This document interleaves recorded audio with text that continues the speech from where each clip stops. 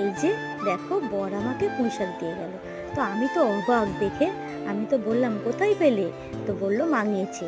তো তোমরাও ভাববে যে পুঁইশাক দেখে তুমি এত খুশি হয়ে যাচ্ছ। হ্যাঁ বন্ধুরা, আমাদের এখানে তো পুঁইশাক পাওয়া যায় না।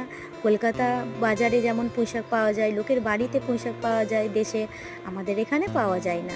দেশি শাকগুলো পাওয়াই যায় না। তো যখন খেতে ইচ্ছা করে তখন অনেক দূর দূর থেকে মাঙাতে হয়। তো তাই তোমাদেরকে বলে দিলাম। তো দেখো, যেগুলো খেয়ে বড় হয়েছি সেগুলো খেতে ইচ্ছা তো করে, তাই না বলো?